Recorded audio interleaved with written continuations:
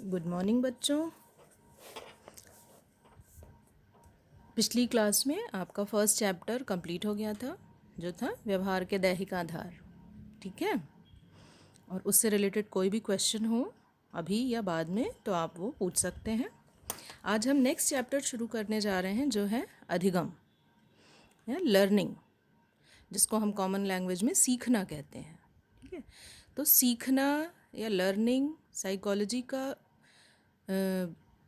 जो कुछ most important topics हैं उसमें से एक है।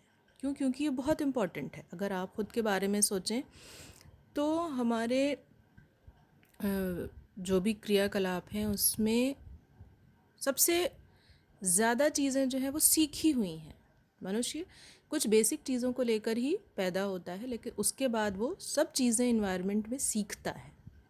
ठीक है, तो और ये सीखना हमेशा चलता रहता है, कभी भी ऐसा नहीं होता है कि ये प्रक्रिया रुके। ये एक जीवन पर्यंत चलने वाली प्रक्रिया है, जो आपके बर्थ के समय से, आपके जन्म के समय से शुरू होती है और डेथ तक चलती रहती है। आप कुछ ना कुछ सीखते रहते हैं। तो अगर हम आपसे पूछें कि हाँ कुछ एग्जाम्पल्स बताइए सीखने के, जो चीज़ें आपने सीखी हैं, तो आपके दिमाग में आएगा दौड़ना, चलना, कुछ खेलना, खाना बनाना, लिखना, पढ़ना। ये सारी चीज़ें क्या आप अपने साथ लेकर पैदा हुए थे? नहीं, ये आपने सीखी हैं। ठीक है, तो आइए हम इसको साइकोलॉजी के कॉन्टेक्स्ट में इसको हम अच्छे से समझने की कोशिश करते हैं।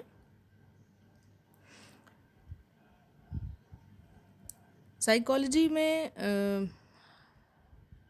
अगर साइकोलॉजी की भाषा में हम बात करें तो हम ये कह सकते हैं कि जो हमारा पर्यावरण है जिसमें हम रहते हैं वो परिवर्तनशील है, हर समय बदलता रहता है, और उसको डील करने की, उसमें रहने के लिए, उसमें ख़ुद को एडजस्ट करने के लिए हमें खुद को बदलते रहना पड़ता है। नई नई चीज़ें सामने आती हैं और उसके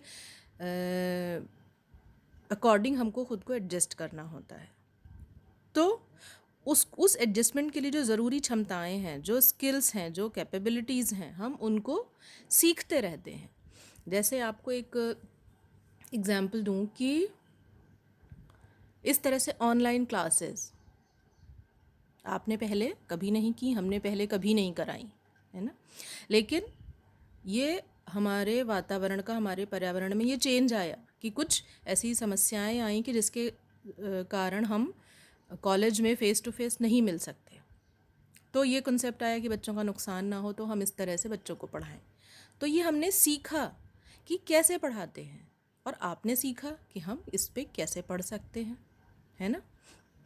या आप ये स्मार्टफ़ोन का यूज़ सोचें। हमारे जब हम आपके उम्र में थे, स्टूडेंट्स थे, तो मोबाइल फ़ोन्स भी बहुत लिमिटेड लोगों के पास होते थे। स्मार्टफ़ोन तो तब उसका कॉन्सेप्ट ही नहीं था। ठीक है, लेकिन जब आया तो हमने उसको सीखा कि इसको हम कैसे ऑपरेट करते हैं।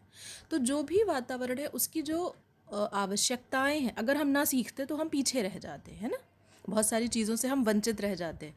तो वो आवश्यक था कि हम उसको सीखें।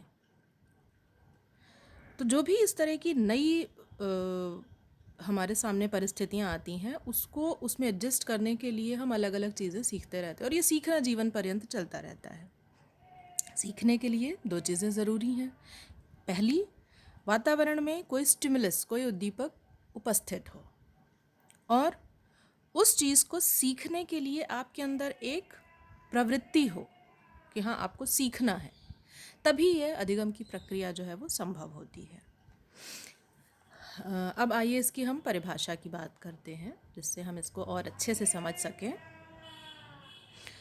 एक बहुत सिंपल और अच्छी, समझने में आसान परिभाषा है हेलगार्ड और एटकिंसन की।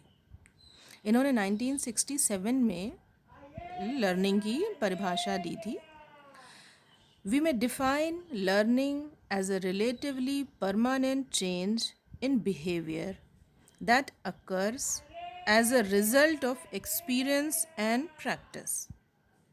Okay? सीखने को अभ्यास के व्यवहार में सापेक्ष स्थायी परिवर्तन के रूप में परिभाषित किया जा सकता है. ठीक है, क्या मतलब हुआ इस बात का कि जो भी हमारे अनुभव हैं या जो प्रैक्टिस है, जो हम अभ्यास करते हैं किसी भी चीज़ का, उसके फलस्वरूप जो हमारे व्यवहार में परिवर्तन आता है उसको हम लर्निंग कहते हैं, अधिगम कहते हैं. ठीक है, स्थायी सापेक्ष स्थायी परिवर्तन का क्या मतलब हुआ यहाँ पर? क्योंकि कभी कभी कुछ परिवर्तन ऐसे होते हैं जो मोमेंटारीली होते हैं, किसी बाह्य कारण की वजह से हमने कोई चीज़ कर दी तो वह अधिगम नहीं कहलाएगा. अधिगम या लर्निंग का मतलब कि वह आपके व्यवहार में एक अपेक्षाकृत स्थायी चेंज हो, स्थायी परिवर्तन हो, उसको आप अधिगम कहेंगे. ठीक है, इसमें एक पॉइंट और इंक्लूड किया है इन्होंने, क्लॉजमियर ने 1979 में अपनी डेफिनेशन दी और उन्होंने इसको और क्लैरिफाई किया कि learning is the process whereby a change in behaviour results from some form of experience, activity, training, observation, and the like change in some behavior which results from such forces as bodily injuries, diseases, or fatigue or use of drugs is not considered as learning. क्या मतलब हुआ इसका? इसको हिंदी में पढ़ते हैं. सीखना एक प्रक्रिया है जिसके अंतर्गत व्यवहार में परिवर्तन अनुभवों, क्रियाओं, प्रेक्षणों के परिणाम होते हैं. व्यवहार में होने वाले ऐसे परिवर्तन जैसे चोट, थकान, बीमारी या मादक द्रव्यों का प्रयोग आदि सीखने के अंतर्गत नहीं आते. ठीक है, इन्होंने उसको और क्लैरिफाई किया कि बहुत सारे हमारे व्यवहार में परिवर्तन टेम्परेरी होते हैं. वो मान लीजिए हम बहुत थक गए तो हम नहीं दौड़ते, या हमको चोट लग गई पैर में तो हम थोड़ा सा पैर उठा उठा के चलते हैं. इसका ये मतलब नहीं हुआ कि हमने वैसे चलना सीख लिया है ना. वो उस चोट की वजह से, अगर हमारे पैर में कांटा लगा हुआ है तो हम ऑब्वियसली थोड़ा सा पैर ऐसे टेढ़ा करके चलेंगे, लेकिन जैसे ही वो चोट ठीक होगी हम वापस ठीक से चलने लगेंगे, है ना. या किसी भी प्रकार की बीमारी के कारण अगर हमारे व्यवहार में कोई परिवर्तन होता है तो वो थोड़े समय के लिए होगा, जैसे ही वो बीमारी दूर होगी वो परिवर्तन समाप्त हो जाएगा, अपने आप ख़त्म हो जाएगा, तो उसको हम अधिगम नहीं कहेंगे. और इसी तरह से मादक द्रव्यों का प्रयोग, यानी जो नशे की चीज़ें होती हैं. क्या होता है नशे में? जब व्यक्ति कोई भी नशा करता है तो उसका जो ब्रेन होता है, जो मस्तिष्क होता है, वो सही प्रकार से कार्य नहीं करता है. तो उस समय भी अगर हमारे व्यवहार में कोई परिवर्तन होता है तो वो टेम्परेरी होता है, वो क्षणिक होता है या थोड़े समय के लिए होता है, जब तक कि उस नशे का, उस मादक द्रव्य का असर हो. और जैसे ही वो असर ख़त्म होता है वो परिवर्तन भी समाप्त हो जाता है. तो ये सारी चीज़ें अधिगम में नहीं आएंगी.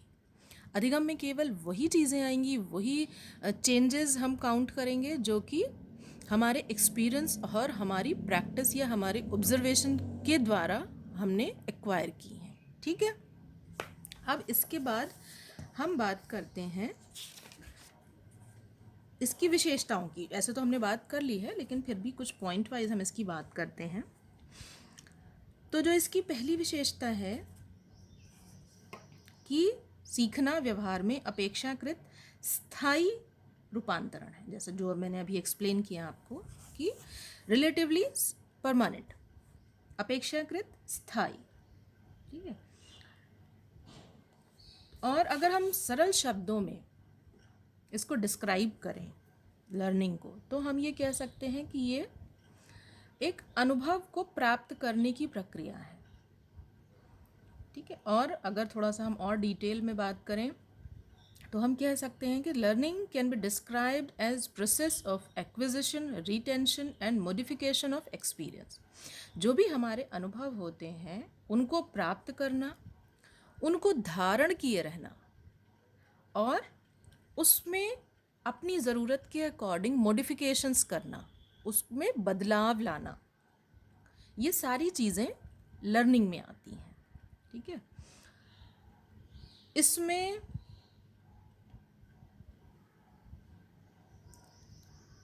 जो अभी हम इसकी प्रॉब्लम सॉल्विंग की बात करेंगे आगे। एक पॉइंट है प्रॉब्लम सॉल्विंग का भी, पहले आप अधिगम के प्रकार जब बताएंगे तो उसमें इसको आप समझ पाएंगे।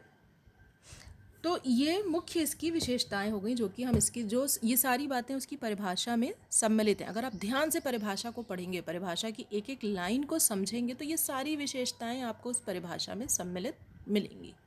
ठीक है, अब हम बात करते हैं अधिगम के प्रकार। मुख्यतः अधिगम को हम मेन कैटेगरीज में अगर हम डिवाइड करें तो हम 3 कैटेगरीज में डिवाइड करते हैं। मोटर लर्निंग यानी गत्यात्मक अधिगम, वर्बल लर्निंग वाचिक या शाब्दिक अधिगम, और तीसरा है प्रॉब्लम सॉल्विंग अधिगम या समस्या समाधान। ठीक है, अब नाम से ही आपको समझ में आ रहा होगा, मोटर लर्निंग या गत्यात्मक सीखना, इसमें जो गति से संबंधित जो भी हमारी क्षमताएं हैं उनसे संबंधित है, जैसे साइकिल सीखना, दौड़ना, कोई भी पर्टिकुलर इंस्ट्रूमेंट बजाना जिसमें कि गति आवश्यक है, तो ये मोटर लर्निंग या गत्यात्मक सीखना के अंतर्गत आता है। दूसरा टाइप है वर्बल लर्निंग, वाचिक अधिगम। वाचिक अधिगम लैंग्वेज से रिलेटेड है, जो हम शब्दों के द्वारा, भाषा के द्वारा सीखते हैं, उसको हम वाचिक अधिगम कहते हैं। ये एक मेजर डिफरेंस होता है एनिमल्स और ह्यूमन में। एनिमल्स की ज़्यादातर लर्निंग जो होती है वो मोटर लर्निंग होती है, गत्यात्मक अधिगम होता है, लेकिन ह्यूमन बीइंग की जो ज़्यादातर लर्निंग्स होती हैं वो वाचिक होती हैं। हम शब्दों के द्वारा, भाषा के द्वारा ही हम सीखते हैं। और जो तीसरी टाइप ऑफ लर्निंग है समस्या समाधान, ये थोड़ा हाई लेवल लर्निंग है, जिसमें हम कॉन्सेप्ट सीखते हैं। किसी भी चीज़ के बारे में जो प्रत्यय होता है, जो कॉन्सेप्ट होता है, हम उसको सीखते हैं और उसके द्वारा जो भी समस्याएं होती हैं उसका हम सोच विचार करके समाधान करते हैं। ठीक है, तो आज की क्लास यहीं पे रोकते हैं, क्योंकि ज़्यादा बड़ा वीडियो हो जाता है तो फिर अपलोड करने में प्रॉब्लम आती है।